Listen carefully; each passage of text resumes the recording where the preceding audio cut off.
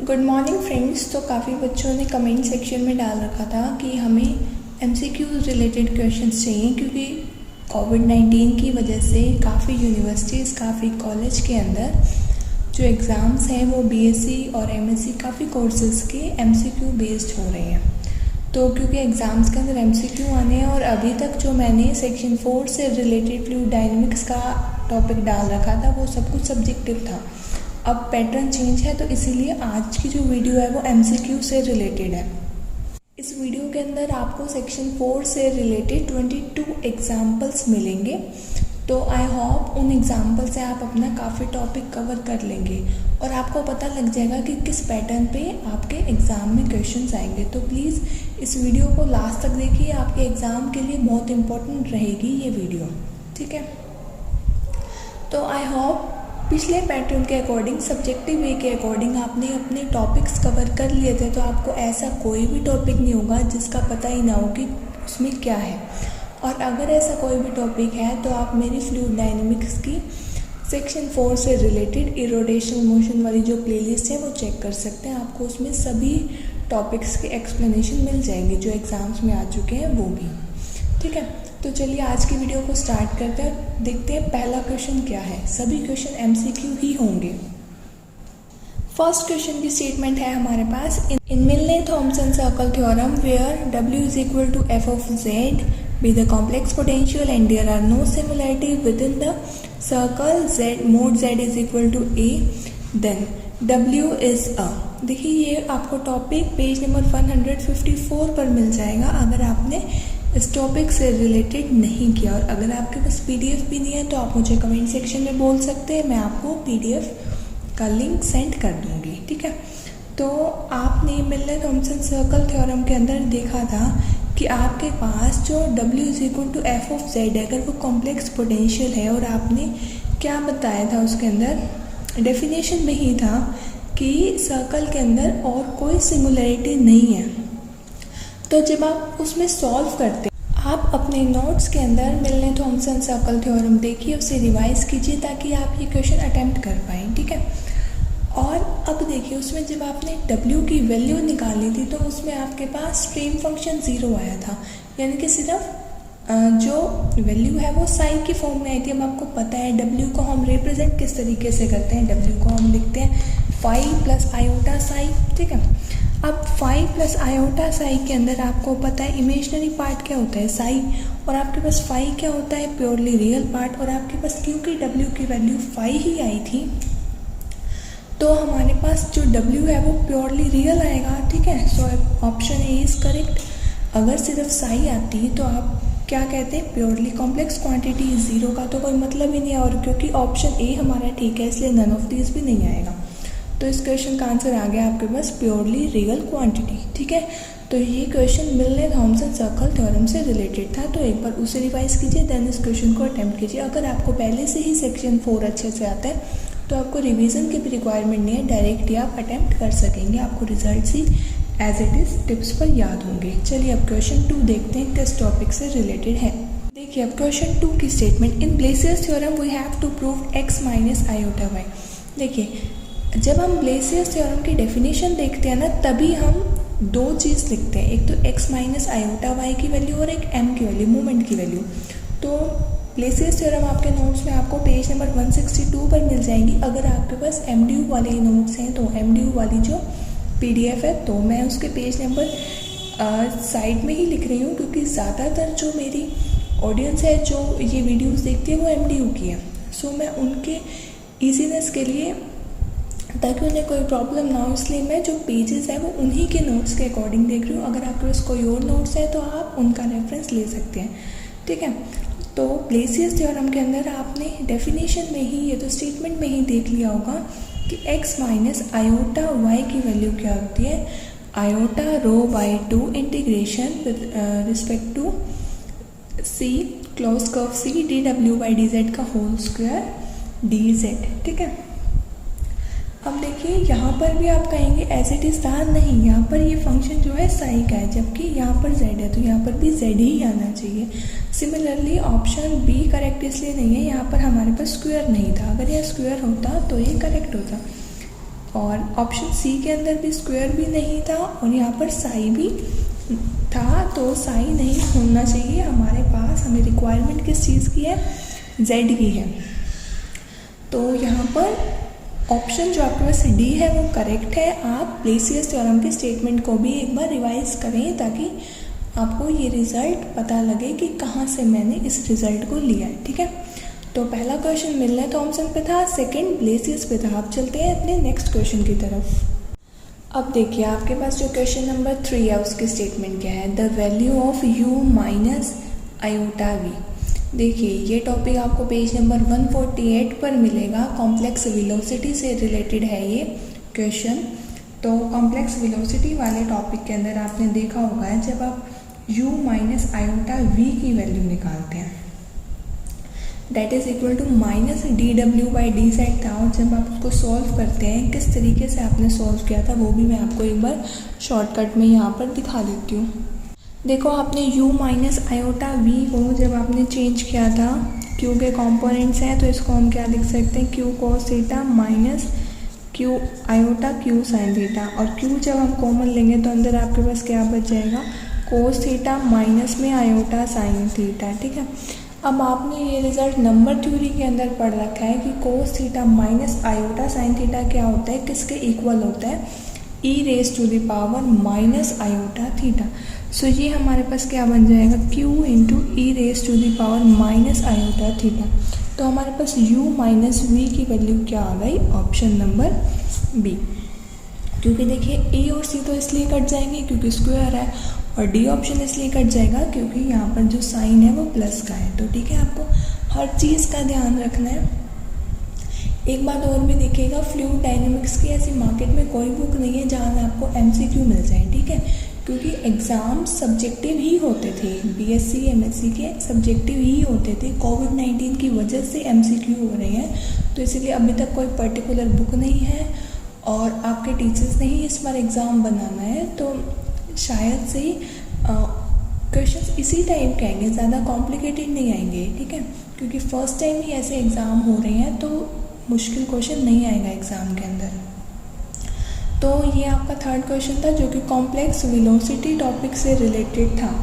अब हम चलते हैं नेक्स्ट टॉपिक, नेक्स्ट क्वेश्चन के ऊपर। देखिए उसकी स्टेटमेंट क्या है। नेक्स्ट क्वेश्चन आपका पेज नंबर 148 से है, in case of stagnation point. अब आपने पढ़ा था ये काफ़ी अच्छे से, और मैंने अपने कॉम्प्लेक्स वेलोसिटी वाली जो वीडियो थी उसके अंदर भी बताया था। स्टेग्नेशन पॉइंट के केस में dw/dz की वैल्यू आपके पास क्या आती है, 0। ये आपको पता होना चाहिए। स्टेग्नेशन पॉइंट पे dw/dz, स्टेग्नेशन पॉइंट मतलब कि कोई वेलोसिटी नहीं हुई, वेलोसिटी नहीं हुई तो चेंज क्या आया, w के अंदर चेंज क्या आया, 0। दैट इज आपका ऑप्शन ए क्या हो गया, करेक्ट। इनफाइनाइट बिल्कुल गलत, w गलत। w तो तब आता ना जब आपके पास उसका डिफरेंशिएशन करने पे कुछ चेंज ही ना आता, लेकिन आपके पास तो स्टेग्नेशन पॉइंट पर चेंज क्या होती है, कॉम्प्लेक्स वेलोसिटी क्या होती है, 0। सॉरी, कॉम्प्लेक्स वेलोसिटी नहीं, change in w with respect to z आपके पास 0 आता है, ठीक है। सो आपका ऑप्शन ए करेक्ट है, इसलिए नन ऑफ दीज भी नहीं आएगा, ठीक है।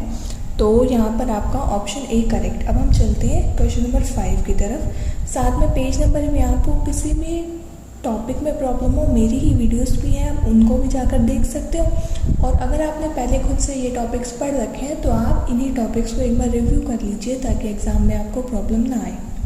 अब हम चलते हैं क्वेश्चन नंबर 5 पर। अब देखिए क्वेश्चन नंबर 5 काफ़ी अच्छा क्वेश्चन है। इस तरफ बच्चों का ध्यान नहीं जाता क्योंकि आर्टिकल के टाइम पे इतना ज़्यादा ध्यान से नहीं करते हम इसे। तो ध्यान से देखिए, पेज नंबर 150 पे आपको इससे रिलेटेड आर्टिकल मिल जाएगा और क्वेश्चन की स्टेटमेंट है, what is the volume of flux across a circle of radius r surrounding the source is. अब वॉल्यूम ऑफ फ्लक्स के बारे में मैंने आपको जब ये वाला आर्टिकल कराया था, कौन सा article, complex potential for a line source, तब बताया था मैंने आपको कि 2πm ρ को हम इसके इक्वल क्यों रखते हैं। तो आप इसका रीज़न वहाँ जाके देख सकते हैं, और वहाँ वॉल्यूम ऑफ फ्लक्स की मैंने आपको वैल्यू बताई थी और आपको फेमिलियर भी लग रही होगी कि डी ऑप्शन करेक्ट है। ये भी नहीं होगा, ये भी नहीं होगा, ये भी नहीं होगा, ठीक है। वहाँ पर मैंने आपको वॉल्यूम ऑफ फ्लक्स के बारे में बहुत अच्छे से बता रखा था। पूरी की पूरी प्लेलिस्ट जिसके अंदर मेरी वीडियोस हैं उनका लिंक आपको डिस्क्रिप्शन के अंदर मिल जाएगा। किसी भी टॉपिक पर आपको वीडियो देखनी हो, देखिए ये सारे टॉपिक्स मैंने पहले करा रखे हैं, इसीलिए मैं दोबारा इनको एक्सप्लेन नहीं करी। बस आपने कमेंट सेक्शन में ये कहा था कि हमें क्वेश्चन चाहिए, मल्टीपल चॉइस क्वेश्चन, तो इसके लिए मैंने वीडियो बनाई है। ऑलरेडी ये सारे टॉपिक एक्सप्लेन है प्रीवियस वीडियोस के अंदर, उनका लिंक आपको डिस्क्रिप्शन के अंदर मिल जाएगा, ठीक है। तो क्वेश्चन नंबर 5 था complex potential for line source topic से रिलेटेड। अब हम करेंगे question number 6। Next question number 6 है अभी आपके पास। क्वेश्चन नंबर 6 का आपके पास स्टेटमेंट क्या है, what will be the value of complex potential for line doublet. अब आपको क्वेश्चन से पता लग रहा है ये लाइन डबलेट का क्वेश्चन है, पेज नंबर 152 पे लाइन डबलेट का टॉपिक है। पेज नंबर मैंने इसलिए डाल दिया ताकि आपको कोई प्रॉब्लम ना हो क्वेश्चन ढूंढने में, ठीक है। लाइन डबलेट का क्वेश्चन है। अब क्या कह रहा है, कंडीशन क्या है, लाइन डबलेट में लाइन सोर्स, देखो आपको पता है लाइन डबलेट क्या होता है, combination of line source and line sink. ये आपको बता दिया कि लाइन सोर्स एक्स एक्सिस पर है, यानी कि थीटा की वैल्यू 0, और आपके पास लाइन डबलेट के केस के अंदर आपको पता है फॉर्मूला क्या होता है, आपके पास फॉर्मूला होता है W is equal to mu. Mu क्या होती है, strength e raise to the power iota alpha, जितना भी एंगल बना रहा हूँ वो Z माइनस जिस पॉइंट पर आपके पास, देखिए यहाँ पर हर केस में पॉइंट क्या है Z0, तो इतना तो पता चल ही रहा है कि किस पॉइंट पर है वो Z0 पॉइंट पर, तो यहाँ पर आपने Z माइनस Z0 कर दिया, ठीक है। अब आपके पास क्योंकि लाइन सोर्स एक्स एक्सिस पर है, थीटा 0, थीटा यहाँ पर क्या अल्फा है ना, एंगल क्या बन रहा है, एंगल बन रहा है 0, so e raise to the power 0 is 1। तो आपके पास जो करेक्ट ऑप्शन यहाँ पर है वो क्या आ गया, ऑप्शन नंबर डी। देखिए ऑप्शन नंबर ए गलत, इसलिए iota e raise to the power iota है, ठीक है। यहाँ पर आपके पास एंगल कुछ भी नहीं दिया हुआ, तो ये ऑप्शन गलत, जबकि ई रेज टू द पावर तो 0 आना था ना, ठीक है। सेकेंड ऑप्शन के अंदर नीचे प्लस का साइन है इसलिए गलत, थर्ड ऑप्शन के अंदर नीचे स्क्वायर है इसलिए गलत, फोर्थ ऑप्शन के अंदर बिल्कुल करेक्ट है। अब देखो अगर आपके पास इस क्वेश्चन के अंदर Z0 भी दिया होता, ओरिजिन दिया होता, या कोई पर्टिकुलर वैल्यू दी होती, तो हम उस वैल्यू को पुट कर देते, उसमें कोई प्रॉब्लम वाली बात नहीं थी, ठीक है। तो 6th क्वेश्चन आपके पास लाइन डबलेट के टॉपिक से रिलेटेड था। मैं उम्मीद ये कर रही हूँ आपको ऑलरेडी टॉपिक्स आते हैं, सिर्फ आपको MCQ फॉर्मेट के अंदर क्वेश्चन चाहिए, इसलिए ज़्यादा एक्सप्लेन नहीं कर रही। अब क्वेश्चन नंबर 7 देखते हैं किस टॉपिक से रिलेटेड है। अब नेक्स्ट क्वेश्चन आपके पास क्वेश्चन नंबर 7 है। 7th क्वेश्चन की स्टेटमेंट क्या है, what is the value of speed if you know that the value of complex potential is minus dw/dz। अब आपको पता है कॉम्प्लेक्स वेलोसिटी के केस के अंदर, कॉम्प्लेक्स वेलोसिटी के केस के अंदर आपको पता है माइनस dw/dz की वैल्यू आपको पता है u माइनस आयोटा v थी, ठीक है। अब आपको निकालनी है स्पीड। स्पीड क्या होता है, इसी का मैग्नीट्यूड, यानी कि स्पीड निकालने के लिए आपको क्या करना पड़ेगा, ये जो माइनस dw/dz है इसी का आपको मैग्नीट्यूड करना है, ठीक है। अब इसके कॉम्पोनेंट्स कौन कौन से, u और v, तो under root of u square plus v square, बहुत ही सिंपल क्वेश्चन है। ये चीज़ आपने मैग्नीट्यूड निकालना तो क्लास +2 के अंदर भी कर रखा है, तो ये तो काफ़ी इजी क्वेश्चन था, सिर्फ हमें मैग्नीट्यूड ही निकालना था। इन दोनों में ही माइनस का साइन है इसलिए ये कैंसिल, और ऑप्शन डी इसलिए कैंसिल क्योंकि अंडर रूट का साइन नहीं है, ठीक है। अब देखो क्वेश्चन नंबर 8 की आपके पास क्या स्टेटमेंट है। क्वेश्चन नंबर 8 की स्टेटमेंट है, अगर W की वैल्यू आपके पास है -m log r minus iota m theta, तो आपके पास इक्वी पोटेंशियल क्या रिप्रेजेंट करेंगे। आपको पता है जब आपके पास W की वैल्यू क्या होती है, फाई प्लस आयोटा साइन, ठीक है। तो फाई को इक्वल टू कॉन्स्टेंट रखकर आप निकालते हैं इक्वी पोटेंशियल सरफेसेस की इक्वेशन, और साई को इक्वल टू कॉन्स्टेंट रख के आप निकालते हैं स्ट्रीम फंक्शन से रिलेटेड इक्वेशन, ठीक है। यानी कि स्ट्रीम फंक्शन आप निकालते हैं। बात की हुई है इक्वी पोटेंशियल सरफेसेस की, तो इक्वी पोटेंशियल सरफेसेस के लिए आपको फाई को रखना है इक्वल टू कॉन्स्टेंट। फाई आपके पास है क्या, फाई आपके पास इस केस के अंदर है -m log of r। r की वैल्यू आपको पता है क्या होती है, x प्लस आयोटा y, ठीक है। तो चलिए अकॉर्डिंगली चलते हैं। अब देखिए यहाँ पर आपको क्या करना है, यहाँ पर हम क्या कर रहे हैं, सिंप्लीफाई आपको पता है क्या है, -m log ऑफ r, इसको हम रख रहे हैं कांस्टेंट के इक्वल, ठीक है। इसको कांस्टेंट के इक्वल रखा, माइनस एम वहाँ जाके डिवाइड होगा, माइनस एम खुद ही एक कांस्टेंट है तो कांस्टेंट के साथ इक्वेट होके अगेन कांस्टेंट। अब देखो यहाँ पर minus m log of r is equal to constant, जिससे आपको पता लग रहा है कि log of modulus of x plus iota y is equal to constant. अब जब आप लॉग को रिमूव करते हैं तो क्या एक्सपोनेंशियल फंक्शन बोथ साइड लगाएंगे, जिसके कारण लेफ्ट हैंड साइड में आपके पास बच जाएगा modulus of x plus iota y और राइट हैंड साइड में आपके पास बच जाएगा e raise to the power constant that is again constant. तो अब आपके पास modulus of x plus iota y निकालने का फॉर्मूला क्या होता है, under root of x square plus y square. Just previous जो आपके पास ऑप्शन क्वेश्चन था वो भी इस तरीके का था, तो ये भी अगेन कांस्टेंट।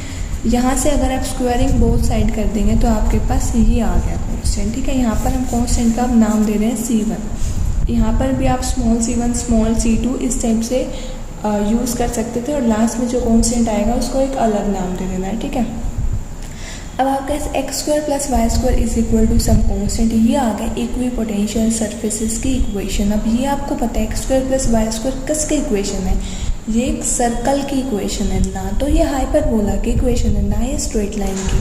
ठीक है, और ना किसी और सरफेस की। ये तो सरफेस ऐसा है जो हम क्लास +1 से कर रहे हैं, कोऑर्डिनेट ज्योमेट्री में हमने इवन क्लास 10th से ही करना शुरू कर दिया था कि ये इक्वेशन सर्कल की है जिसका सेंटर 0 0 है। ठीक है, सो ये तो इतना हमने अगर निकाल लिया ना पेपर के अंदर x square plus y square is equal to C1, तो हम इजीली सर्कल को मार्क करने के लायक बन सकते हैं। ठीक है, तो इसके बाद तो सर्कल पहचानना कोई मुश्किल काम नहीं था। अब हम चलते हैं नेक्स्ट क्वेश्चन, क्वेश्चन नंबर 9 पर, और ये वाला जो क्वेश्चन है ये आपको पेज नंबर 151 पर मिल जाएगा। ठीक है, अब क्वेश्चन नंबर जो आपके पास 9th क्वेश्चन है ये बहुत ही इंटरेस्टिंग क्वेश्चन है और देखिएगा बहुत इजी लगेगा आपको। मिलने थॉम्पसन सर्कल थ्योरम से रिलेटेड है और पहले भी जब आपने सब्जेक्टिव में किया होगा तो मिलने थॉम्पसन और ब्लेसिस को तो सब अच्छे से करते हैं क्योंकि वो काफ़ी इंपॉर्टेंट है दोनों ही एग्जाम पॉइंट ऑफ व्यू से। तो क्वेश्चन पढ़ते हैं क्या है, while proving Milne Thomson circle theorem we know that C is a streamline which shows that in W phi plus iota psi psi क्या है। आपको इस क्वेश्चन के अंदर साई निकालना है। देखिए साई आपको पता है क्या होता है, स्ट्रीम फंक्शन। ठीक है, अब साई आपके पास स्ट्रीम फंक्शन है। ठीक है, और मिलने थॉम्पसन सर्कल थ्योरम को जब आपने प्रूव किया था तो आपको पता लगा था कि आपके पास साई की वैल्यू 0 आती है। ठीक है, आपने अगर नहीं आता आपको वो प्रूव करना तो आप मेरी वीडियो देख सकते हैं, लिंक डिस्क्रिप्शन में आपको मिलेगा।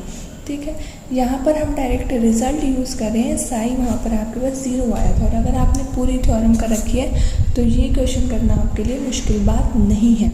ठीक है, तो मिलने थॉम्पसन और ब्लेसिस तो वैसे ही एग्जाम पॉइंट ऑफ व्यू से इंपॉर्टेंट है तो इन्हें तो करना ही करना है। और मैं तो ये कहूँगी आप ये क्वेश्चन अगर आपने सेक्शन 4 कर रखा है पहले तो पहले खुद ट्राई कीजिए।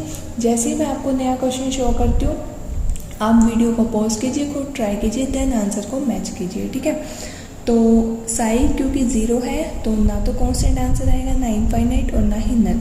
हालांकि 0 भी एक कांस्टेंट है। ठीक है, तो अगर आपके पास MSQ टाइप क्वेश्चन आ जाए पेपर के अंदर तो बस MCQ टाइप आएंगे, एक ही क्वेश्चन एक ही ऑप्शन करेक्ट होगा एक ही क्वेश्चन का।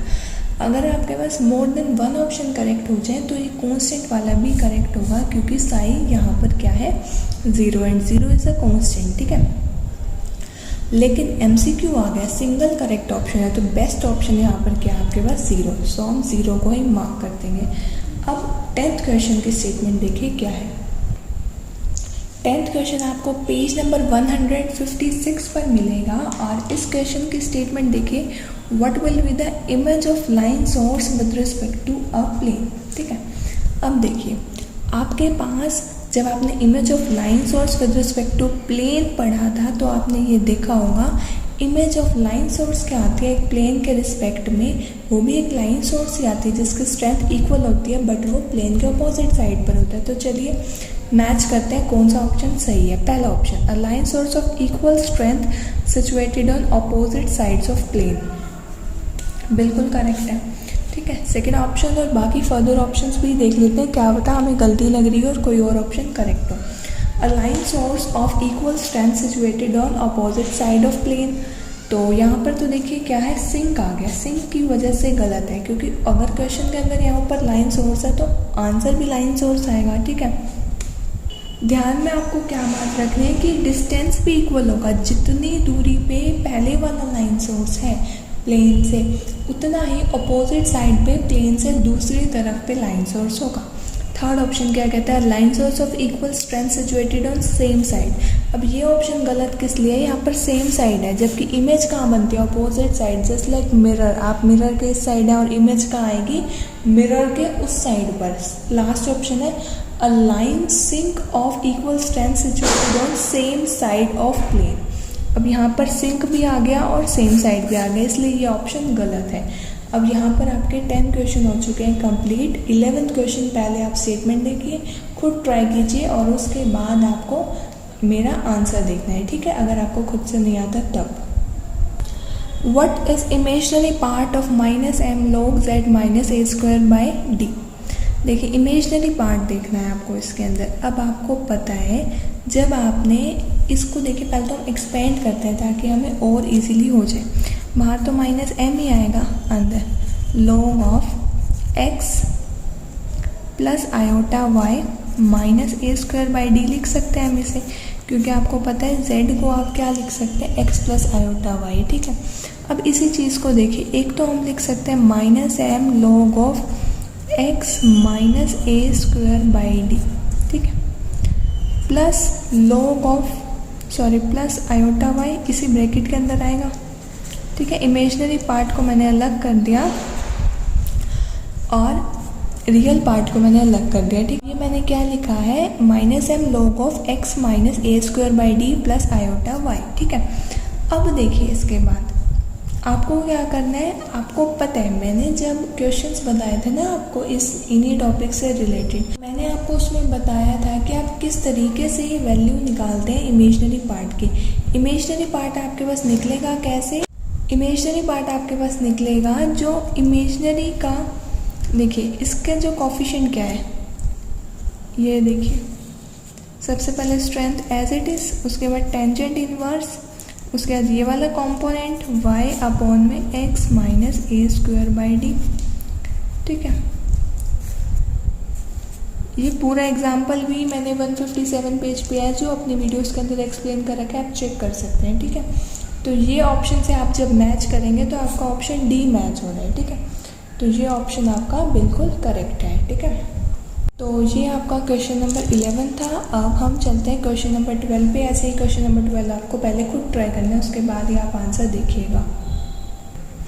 देखो ये जो क्वेश्चन है ये मैंने ब्लेसियस थ्योरम में से लिया है और इस क्वेश्चन की स्टेटमेंट है, अगर आप dz यानी किसी कांस्टेंट फंक्शन का किसी क्लोज कर्व के रिस्पेक्ट में इंटीग्रेशन करते हैं तो क्या आता है। क्लोज कर्व के रिस्पेक्ट में, अब आपको पता है कोई भी क्लोज कर्व है तो उसका स्टार्टिंग पॉइंट और एंडिंग पॉइंट सेम होगा, यानी कि जब हम लिमिट्स लेंगे तो ये और ये लिमिट सेम रहेगी।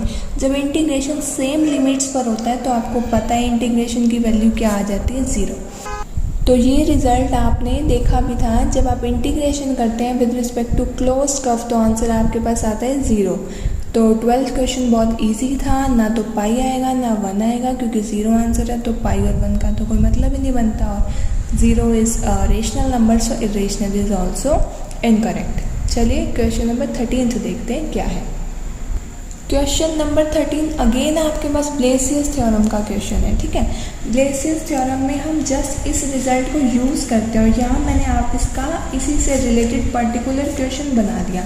देखिए वहाँ पर आपके पास कोई डायरेक्ट क्वेश्चन नहीं आएगा, ना ही आपके नोट्स के अंदर ऐसा कोई डायरेक्ट क्वेश्चन है MCQ टाइप, तो टीचर भी ऐसे ही बीच में से बनाएगा जैसे मैंने बनाए हैं इसके अंदर से, तो इसी टाइप के क्वेश्चन आएंगे, इनसे बाहर नहीं आएंगे।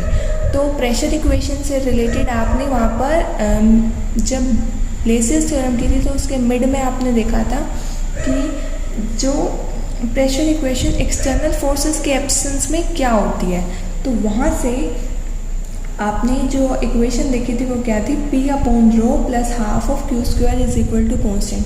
जब आपने कंपेयर किया चारों ऑप्शंस के साथ तो आप देखेंगे ऑप्शन डी इज़ करेक्ट। यहाँ पर 0 है इसलिए इनकरेक्ट, और यहाँ पर 1/4 है इसलिए इनकरेक्ट, और यहाँ पर -½ है इसलिए इनकरेक्ट। ठीक है, तो 13th क्वेश्चन के बाद अब देखते हैं क्वेश्चन नंबर 14th। अब देखिए क्वेश्चन नंबर 14th के अंदर dy/ds जब हमने निकालना था तो आपको पता है p/h होता है dy/ds, that is equal to sine theta. ठीक है, तो साइन थीटा को हमने करेक्ट कर दिया और बाकी सारे इनकरेक्ट। सिमिलरली अगर आपके पास dx/ds आ जाए पेपर के अंदर निकालना तो वो भी आप इजीली निकाल सकते हो और उसकी वैल्यू आपके पास क्या आ जाएगी, कोस थीटा।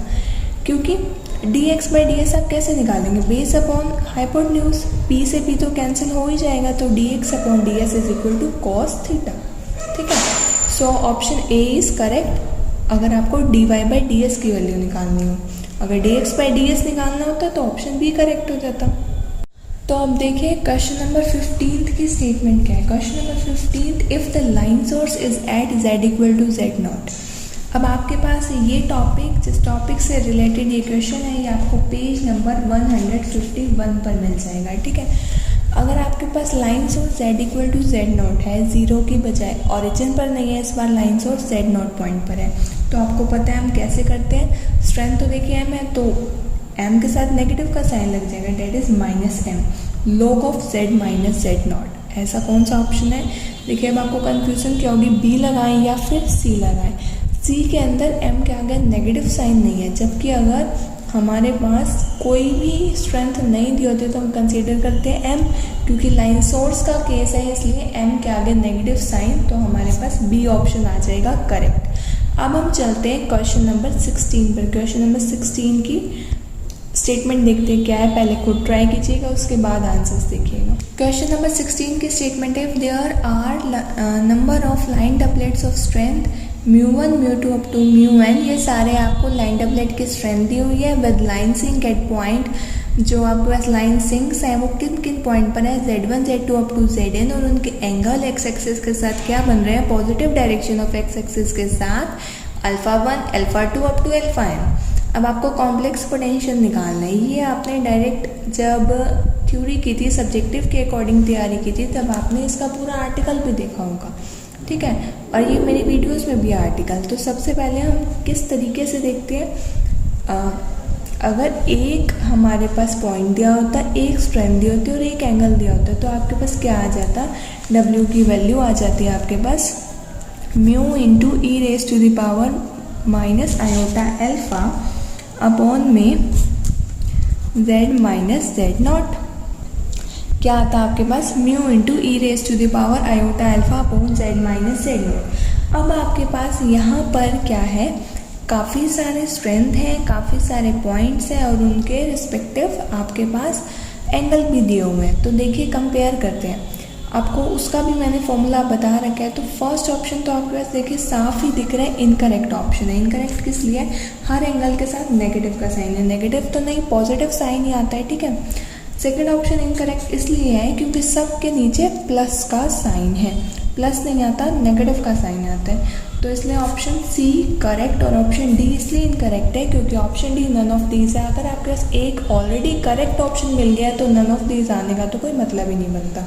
ठीक है, 17th क्वेश्चन देखिएगा क्या है। और ये जो क्वेश्चन अभी हमने जस्ट किया, ये आपको अगर देखना है बुक में इसका पूरा प्रूफ, तो पेज नंबर 152 पर होगा। और किन नोट्स में से मैं आपको बता रही हूँ, अगर वो नोट्स आपके पास नहीं है, कोई और नोट्स है, तो उन नोट्स की अगर आपको रिक्वायरमेंट हो तो आप मुझसे कमेंट सेक्शन में बता देना, मैं आपको लिंक शेयर कर दूँगी। ठीक है, तो अब क्वेश्चन नंबर 17 देखेंगे हम। क्वेश्चन नंबर 17 है आपके पास, लाइन सोर्स से रिलेटेड क्वेश्चन है, पेज नंबर 150 में मिलेगा। If line source emits fluid at the rate of 2 pi m rho units of mass per unit length of source per unit time in all the directions in plane of flow, then what is the strength of line source।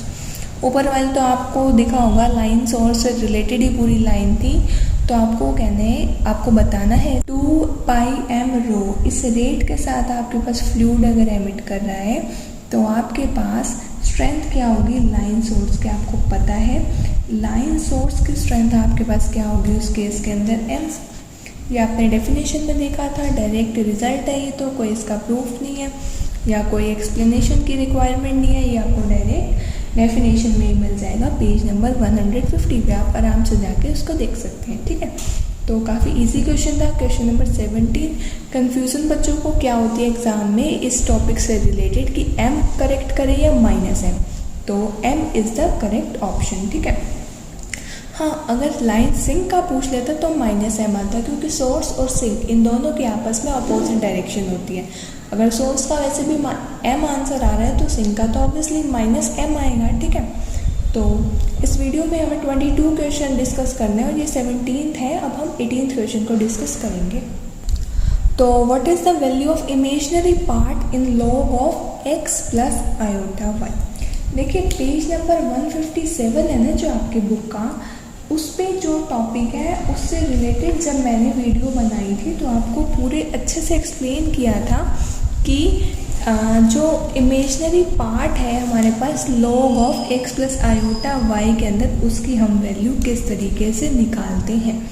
अब आपको पता होगा कि log of x plus iota y को हम क्या लिख सकते हैं। x प्लस आयोटा y को आपको पता है क्या लिख सकते हैं, log of r e raise to the power iota theta, ठीक है। इसको हम क्या लिख सकते हैं, log of under root of x square plus y square plus iota theta, ठीक है। अब देखिए ये तो क्या है, log of x plus iota y का मॉड्यूलस प्लस आयोटा थीटा आपको पता है। देखिए कंपोनेंट्स क्या है हमारे पास, कंपोनेंट्स है इसके एक तो r cos theta r sine theta, ये आपने 12th में भी पढ़ रखा है। आपके पास x क्या होता है आर कोस थीटा, y क्या होता है आर साइन थीटा। थीटा की वैल्यू निकालनी है तो हम इनको डिवाइड करेंगे तो टेंजेंट थीटा आपके पास क्या आ जाएगा y/x, जिसकी वजह से आपके पास थीटा की वैल्यू आ जाएगी टेंजेंट इनवर्स y/x। अब देखिए कंपेयर करते हैं, इमेजिनरी पार्ट का tangent inverse y/x, so option D is correct, ठीक है। ऑप्शन ए इसलिए इनकरेक्ट है, x बाई वाई है, ध्यान दीजिएगा y/x आएगा, x बाई वाई आ गया तो क्वेश्चन गलत हो जाएगा। कंफ्यूजन के लिए आपको यहाँ पर 2 टेंजेंट के दिए हुए थे ताकि आप y/x और x बाई वाई के अंदर कंफ्यूज हो जाए, तो आपको इस बात का बहुत अच्छे से ध्यान रखना है, ठीक है। आपके पास आएगा क्या y/x। तो 19th क्वेश्चन देखते हैं क्या है। 19th क्वेश्चन बहुत ही अच्छा क्वेश्चन है और आपने इस टॉपिक से रिलेटेड पेज नंबर 149 पर जो क्वेश्चन है एग्जाम्पल दिया हुआ है उसमें पढ़ा भी होगा, ठीक है। तो पेज नंबर 149 पे जो क्वेश्चन है उसमें तो फाई और साई दोनों की वैल्यू निकालनी थी। यहाँ पर मल्टीपल चॉइस के लिए मैंने इसे थोड़ा सा शॉर्ट कर दिया, ठीक है। तो देखिए आपको करना क्या है, इसके अंदर आप इसको सॉल्व कीजिएगा, बहुत छोटा सा क्वेश्चन है। और जब आप फाई की वैल्यू निकालेंगे ना इसके अंदर, क्योंकि जेड स्क्वायर को आप क्या लिख सकते हैं, जेड स्क्वायर को आप यहाँ लिख सकते हैं एक्स प्लस आयोटा वाई का होल स्क्वायर, ठीक है। तो जब आप इसको सॉल्व करेंगे तो x square minus y square plus 2 iota x y आएगा, जहाँ पर फाई की वैल्यू क्या होती है, रियल पार्ट आपके पास क्या आ गया, x square minus y square. So option D is correct, ठीक है। ऑप्शन डी आ जाएगा आपके पास करेक्ट ऑप्शन, ठीक है।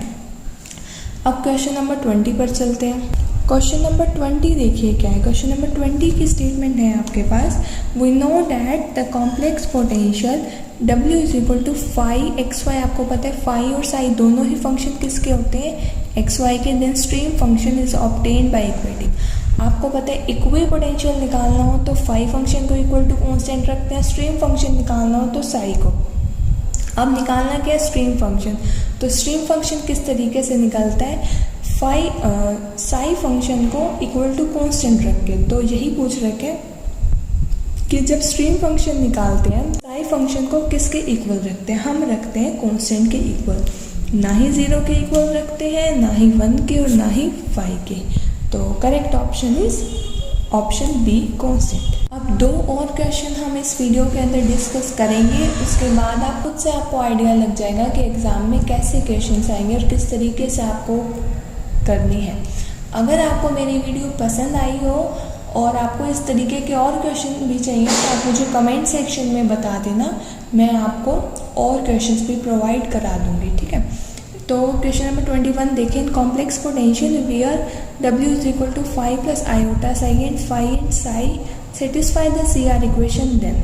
W देखिए equation satisfy, CR equation satisfy कर रहे हैं और फाई और साई के चारों पार्शियल डेरिवेटिव भी एग्जिस्ट होते हैं, आपने कॉम्प्लेक्स पोटेंशियल के आर्टिकल में पढ़ा था।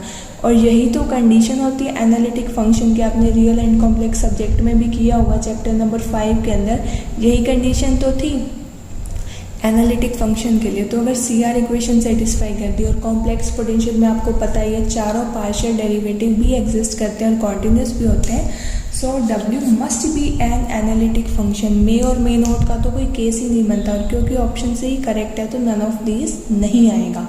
अब हम चलते हैं फाइनल क्वेश्चन नंबर 22 पर। क्वेश्चन नंबर 22 की स्टेटमेंट देखिए, if there are a number of line source at z equal to z1 z2 up to zn of respective strength m1 m2 up to mn पर unit length, then the complex potential is. Page number 151 पर ही आपको question मिलेगा और इसमें ही आपको देखिए क्या दिया हुआ है, स्ट्रेंथ दी हुई है और आपके पास लाइन सोर्सेज दिए हुए हैं। अब आपको क्या निकालना है, कॉम्प्लेक्स पोटेंशियल। अब लाइन सोर्स का क्वेश्चन है, ध्यान से देखिएगा, तो स्ट्रेंथ के आगे नेगेटिव का साइन लग जाएगा। एक तो आपने डेफिनेशन में देखा था कि सोर्स और सिंक का आपस में साइन क्या होता है, नेगेटिव। जब कॉम्प्लेक्स पोटेंशियल वाले आपने इनके आर्टिकल्स देखे होंगे तो आपको पता होगा कि जब हम complex potential for line source निकालते हैं तो जो भी हमें स्ट्रेंथ दी होती है उसके आगे नेगेटिव हो जाता है। ये इस चीज़ का हमने पूरा प्रूफ भी किया था। तो आपके पास यहाँ पर ऑप्शन ए चेक करते हैं, क्या ऑप्शन ए के अंदर तो पॉजिटिव साइन है तो आगे देखने की ज़रूरत ही नहीं है, ऑप्शन ए तो गलत। ऑप्शन बी के अंदर यहाँ पर देखिए पॉइंट जो भी होता है वो जेड में से माइनस होता है, जबकि यहाँ पर हर एक के अंदर क्या है, पॉजिटिव साइन है। तो ऑप्शन बी भी आपके पास क्या हो जाएगा, गलत। ऑप्शन सी आपके पास करेक्ट है, और क्योंकि ऑप्शन सी करेक्ट है और बिल्कुल वही इक्वेशन है यार, इसलिए ऑप्शन डी का तो मतलब ही नहीं बनता, ठीक है। तो ये 22 क्वेश्चंस थे जो हमने यहाँ पर डिस्कस किए हैं, ठीक है। तो 22 क्वेश्चंस में से मुझे ये पता है कि आपको आइडिया लग गया होगा, ठीक है, कि किस तरीके के क्वेश्चन एग्जाम में आएंगे। अभी तक कोई बुक नहीं है इसकी जिसमें से आपको MCQs मिल जाए, आपको खुद ही बनाने और टीचर भी खुद ही बनाएगा, ठीक है। अगर आपको ये वीडियो यूज़फुल लगी हो तो प्लीज़ इसे अपने ग्रुप्स के अंदर, क्लास ग्रुप्स के अंदर शेयर कीजिए, क्योंकि देखिए टीचर भी कहीं बाहर से क्वेश्चन नहीं देगा, वो भी नेट से, गूगल से ही क्वेश्चन देंगे, बुक तो इसकी कोई है नहीं। तो आपकी किस्मत बहुत अच्छी हो तो क्या पता इसी वीडियो में से ही क्वेश्चन आ जाए, तो इसे ज़्यादा से ज़्यादा शेयर कीजिए। अगर आपने चैनल को अब तक सब्सक्राइब नहीं किया तो प्लीज़ सब्सक्राइब कर दीजिए। यहाँ पर आपको लीनियर अलजेब्रा की काफ़ी वीडियोस मिल जाएंगी, फ्लूइड डायनेमिक्स, और आपके जूनियर्स हैं तो ग्रुप सेंटरिंग्स की आप उनसे वीडियो शेयर कर सकते हैं। तो BSc के स्टूडेंट्स के लिए तो काफ़ी यूज़फुल है ये चैनल, ठीक है। और क्योंकि डिमांड ये थी अब कि एग्ज़ाम में MCQs आने, तो MCQ पर भी एक वीडियो बनाओ, तो मैंने उस पर भी वीडियो बना दी, ठीक है।